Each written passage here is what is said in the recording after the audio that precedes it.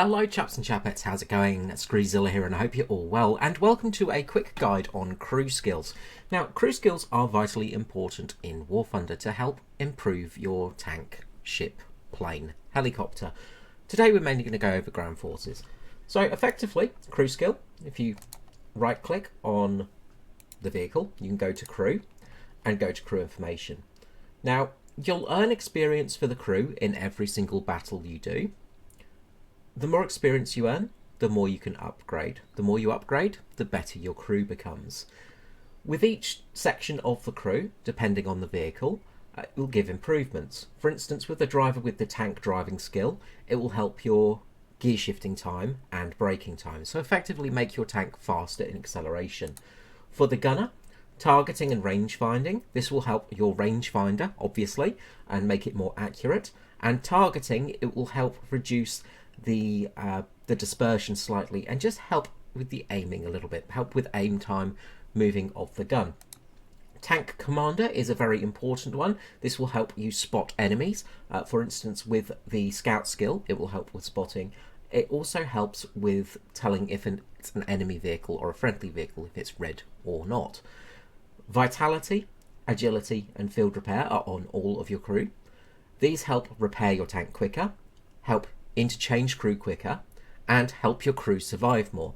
For instance, a crew member with full vitality will be able to take, say, a single round from a 50 caliber bullet. However, with no vitality, they'll probably die from a 707. Leadership is a hugely important one. This will help boost each skill by a certain percent. Once maximized, it's 10%. Tank loader.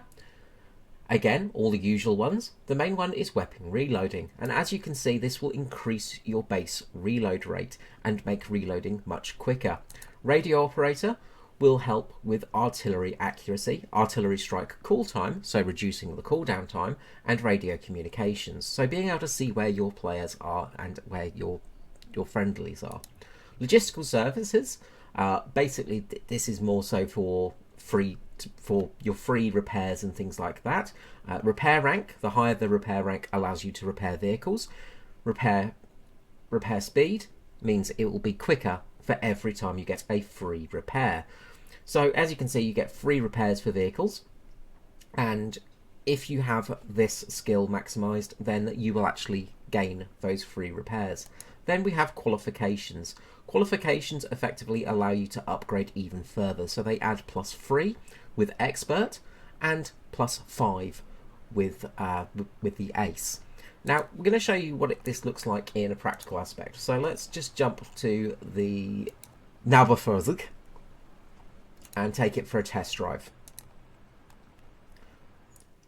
Crew skill can be used via Golden Eagles as well to upgrade to buy crew skills, but I would just recommend just normally just grinding at what you can. So we're going to fire 5 shots. 1, 2,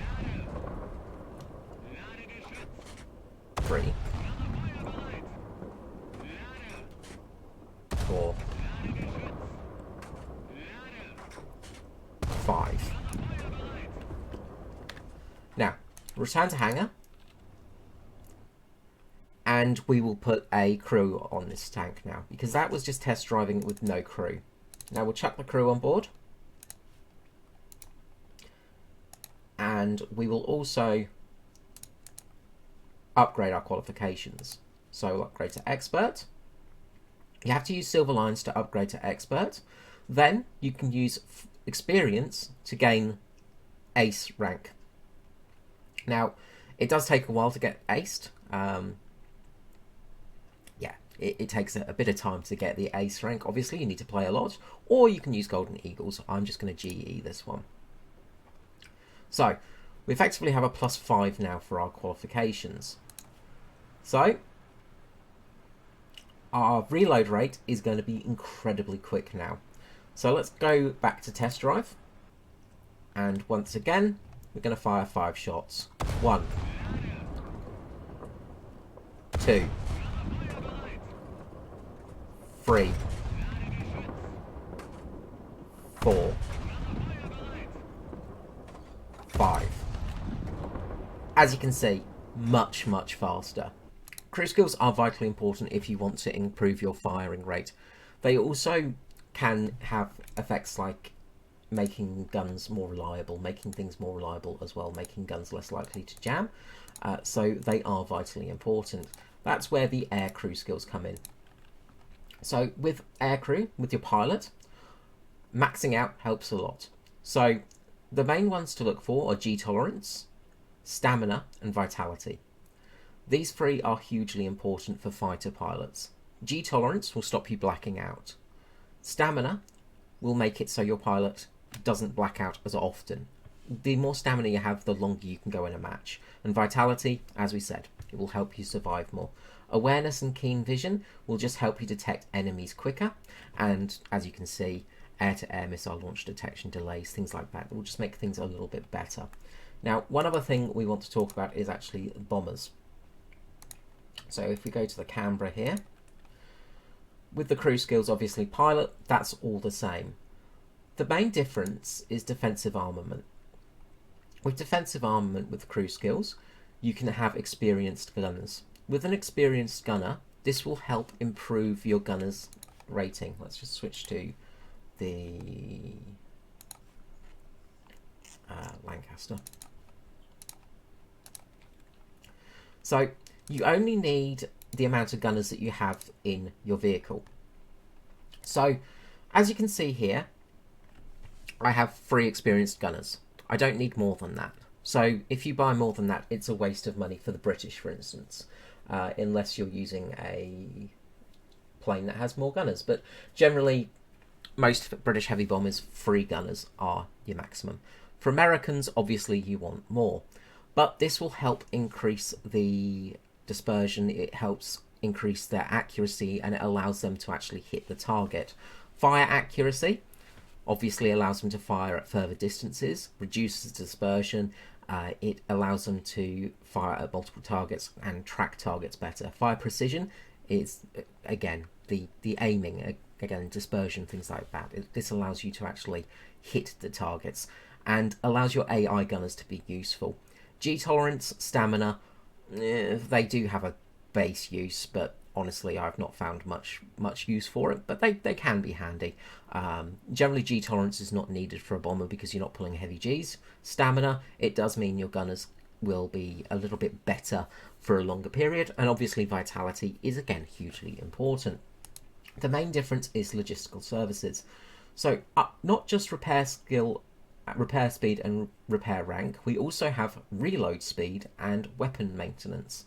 Weapon maintenance is the most important one for a bomber because this allows your bombs to hit targets more accurately.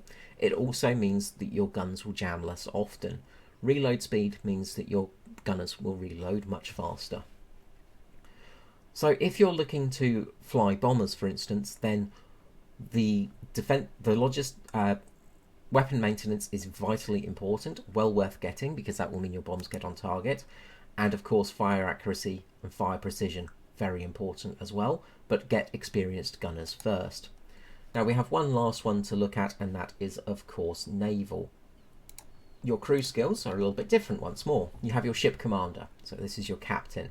Leadership, again, the same as normal. This will increase everything over a base percentage.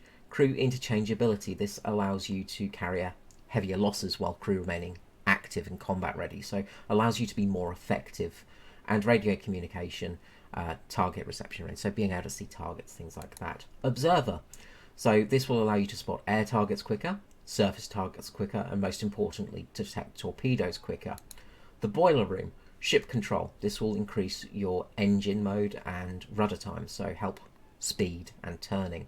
Fire prevention, really useful, means you catch fire less often. Gunners, obviously self-explanatory, main gunner reload speed, auxiliary gunner reload speed, and AA reload speed.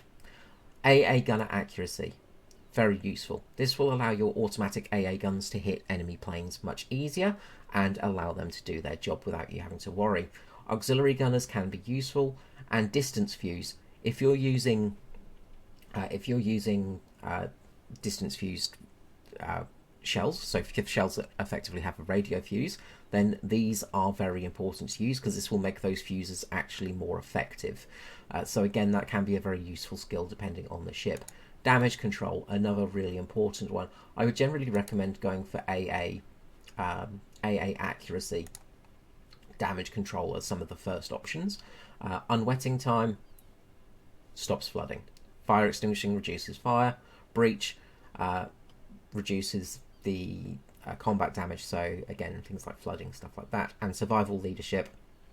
This is probably the most important one out of all of them because this allows you to do simultaneously all 3 repairs. Without this up high, it means that you can take up to 2 to 5 minutes to repair certain, say you've got a fire and a flood at the same time, it will take you, up to 5 minutes to fix them, and then a gun gets knocked out, it could take you up to 6 minutes to repair that too. Logistical services, again, that's just the same thing, it just is your free repairs and then qualifications as normal. So, I hope you found that useful. I hope that's given you a bit of help for working out what crew skills do. Any comments, just leave them in the section below as usual. And yeah, have a good day. Thanks for watching. Bye bye.